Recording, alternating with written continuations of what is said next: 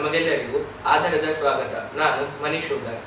ಇಂದಿನ ಕಾರ್ಯಕ್ರಮದಲ್ಲಿ ಕನ್ನಡ ರಾಜ್ಯೋತ್ಸವದ ಹಿನ್ನೆಲೆ ಮತ್ತು ಅದರ ಏಕೀಕರಣದ ಬಗ್ಗೆ ಮಾತನಾಡಲು ನನ್ನೊಂದಿಗೆ ನನ್ನ ಸಹಪಾಠಿಗಳಾದ 8ನೇ ತರಗತಿಯಲ್ಲಿ ಓದುತ್ತಿರುವ ರಾವಿ ಮತ್ತು ಭೂಮಿ ಅವರಿದ್ದಾರೆ. ನಮಸ್ತೆ. ಭೂಮಿ ಅವರೇ, ಕನ್ನಡ ರಾಜ್ಯೋತ್ಸವದ ಬಗ್ಗೆ ನಿಮ್ಮ ಅಭಿಪ್ರಾಯವೇನು? ರಾಜ್ಯೋತ್ಸವ ಅಂದರೆ ನಮ್ಮ ಕನ್ನಡಿಗರೆಲ್ಲರೂ ಒಂದಾದ ದಿನ. ನವೆಂಬರ್ 1, 1956ರಲ್ಲಿ ಕನ್ನಡದ ನಾಡುಗಳೆಲ್ಲ ಒಂದಾಗಿ ಮೈಸೂರು ರಾಜ್ಯದ ರಚನೆಯಾಯಿತು. ಹಾಗಾಗಿ ಅದೇ ದಿನ ಕನ್ನಡ ರಾಜ್ಯೋತ್ಸವವನ್ನ ಆಚರಿಸ್ತದೆ. ಅಂದರೆ ಅದಕ್ಕೂ ಮೊದಲು ಕನ್ನಡಿಗರು ಒಟ್ಟಾಗಿರ್ಲಿಲ್ವೇ? ಇಲ್ಲ, ಆಗ ಕನ್ನಡ ಭಾಷೆ ಮಾತನಾಡುವ ಜನರು ಮೈಸೂರು, ಮುಂಬೈ, ಮದ್ರಾಸ್ ಮತ್ತು ಹೈದರಾಬಾದ್ ಹೀಗೆ ಹಲವಾರು ಪ್ರಾಂತ್ಯಗಳಲ್ಲಿ ಹಂಚಿ ಹೋಗಿದ್ದರು.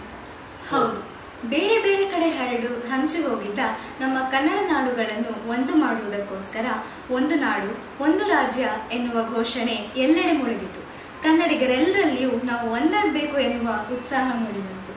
ಹಾಗಾದ್ರೆ ಈ ಕರ್ನಾಟಕ ಏಕೀಕರಣಕ್ಕಾಗಿ ಆ ಸಮಯದಲ್ಲಿ ಯಾರೆಲ್ಲ ಹೋರಾಟ ನಡೆಸಿದ್ರು? ಬಹಳ ಜನರಿದ್ದಾರೆ. ಕನ್ನಡ ಕುಲಪುರೋಹಿತರೆಂದೇ ಪ್ರಸಿದ್ಧರಾಗಿರುವ ಆಲೂರು ವೆಂಕಟರಾವ್ ಇವರೇ ಮೊದಲು ಕರ್ನಾಟಕ ಏಕೀಕರಣದ ಕನಸನ್ನು ಕಂಡವರು.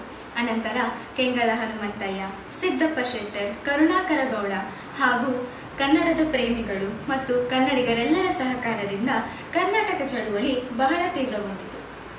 ಇವೆಲ್ಲ ಕಾರ್ಯಗಳು ಸಲೀಸಾಗಿ ನಡಿಬೇಕಂದ್ರೆ ಯಾವ್ದಾದ್ರು ಕಾಯ್ದೆ ಇರ್ಬೇಕಲ್ಲ? ಹೌದೌದು. 1956ರಲ್ಲಿ ಒಂದು ಹೊಸ ಆಯೋಗ ಜಾರಿಗೆ ಬಂತು. ಅದುವೇ ರಾಜ್ಯಗಳ ಪುನರ್ವಿಂಗಡಣಾ ಕಾಯ್ದೆ. ಇದರ ಪ್ರಕಾರ ಕನ್ನಡ ಭಾಷೆ ಮಾತನಾಡುವ ಎಲ್ಲಾ ಪ್ರದೇಶಗಳನ್ನು ಒಟ್ಟುಗೂಡಿಸಿ ಮೈಸೂರು ರಾಜ್ಯದ ಸ್ಥಾಪನೆ ಮಾಡಿದ್ರು. ಮೈಸೂರು ರಾಜ್ಯ ಅಂತ ಹೇಳಿದ್ರಿ, ಕರ್ನಾಟಕ ಸ್ಥಾಪನೆ ಆಗಿದೆ ಆಗ?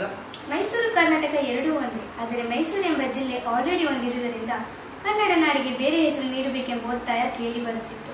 ಬಾದಾಮಿ ಚಾಲುಕ್ಯರ ಅವಧಿಯಲ್ಲಿ ಅವರ ಸೈನ್ಯಕ್ಕೆ ಕರ್ನಾಟಕ ಸೈನ್ಯ ಎಂದು ಕರೆದಿದ್ದರಂತೆ. ಆ ಹಿನ್ನೆಲೆಯಲ್ಲಿ 1973 ನವೆಂಬರ್ 1ರಂದು ಸನ್ಮಾನ್ಯ ಶ್ರೀ ದೇವರಾಜ್ ಅರಸರು ನಮ್ಮ ರಾಜ್ಯದ ಮುಖ್ಯಮಂತ್ರಿಗಳಾಗಿದ್ದಾಗ ಮೈಸೂರನ್ನ ಕರ್ನಾಟಕ ಎಂದು ಮರುನಾಮಕರಣ ಮಾಡಿದರು. ಓಹ್, ನಿಜವಾಗಿಯೂ ಹೆಮ್ಮೆಯ ಕ್ಷಣವಿದು. ಇಷ್ಟು ದೊಡ್ಡ ರಾಜ್ಯ ರೂಪುಗೊಳ್ಳುವುದು ಸುಲಭದ ವಿಷಯವಲ್ಲ. ಇದು ನೂರಾರು ಕನ್ನಡಿಗರು ಕಂಡ ಕನಸು ಮತ್ತು ಅದರ ಹೋರಾಟದ ಫಲ ಅಲ್ವೇ? ಹೌದೌದು. ಅದಕ್ಕೋಸ್ಕರ ಕರ್ನಾಟಕದೆಲ್ಲೆಡೆ ನಾವು ಪ್ರತಿ ವರ್ಷ ನವೆಂಬರ್ 1ರಂದು ಕನ್ನಡ ರಾಜ್ಯೋತ್ಸವವನ್ನ ಬಹಳ ವಿಜೃಂಭಣೆಯಿಂದ, ಸಂಭ್ರಮದಿಂದ ಹಾಗೂ ಹೆಮ್ಮೆಯಿಂದ ಆಚರಿಸ್ತೇವೆ. ರಾಜ್ಯದೆಲ್ಲೆಡೆ ಇದರ ಪ್ರಯುಕ್ತ ಸಾಂಸ್ಕೃತಿಕ ಕಾರ್ಯಕ್ರಮಗಳನ್ನ ಆಯೋಜಿಸಿರ್ತಾರೆ. ಇದು ಕೇವಲ ಹಬ್ಬವಲ್ಲ, ನಮ್ಮ ಕನ್ನಡಿಗರ ಆತ್ಮಗೌರವದ ದಿನ ಕೂಡ ಹೌದು. ನಿಜ, ಕನ್ನಡ ನಮ್ಮ ಮಾತೃಭಾಷೆ, ನಮ್ಮ ತಾಯಿ ಭಾಷೆ. ಇದನ್ನ ಬೆಳೆಸುವಲ್ಲಿ ನಮ್ಮ ನಿರಂತರ ಪ್ರಯತ್ನವಿರಲಿ. ಬೇರೆ ಭಾಷೆಗಳನ್ನು ಪ್ರೀತಿಸೋಣ, ಆದರೆ ನಮ್ಮ ಭಾಷೆಯಲ್ಲಿಯೇ ಬದುಕೋಣ. ನಡೆಮುಂದೆ ನಡೆಮುಂದೆ ನುಗ್ಗಿ ನಡೆಮುಂದೆ, ಜಗ್ಗದೆಯೇ ಕುಗ್ಗದೆಯೇ ಹಿಗ್ಗಿ ನಡೆಮುಂದೆ ಎಂಬ ಕುವೆಂಪುರವರ ಕವನದ ಸಾಲಿನಂತೆಯೇ ಕನ್ನಡಿಗರಾದ ನಾವೆಲ್ಲರೂ ಗೌರವಯುತವಾಗಿ ಮುನ್ನಡೆಯೋಣ ಎನ್ನುತ್ತಾ ಈ ಕಾರ್ಯಕ್ರಮವನ್ನು ಇಲ್ಲಿಗೆ ಮುಗಿಸ್ತಾ ಇದ್ದೇವೆ. ಧನ್ಯವಾದಗಳು. ಧನ್ಯವಾದಗಳು. ಸಿರಿಗನ್ನಡಂ ಗೆಲ್ಗೆ, ಸಿರಿಗನ್ನಡಂ ಬಾಳ್ಗೆ.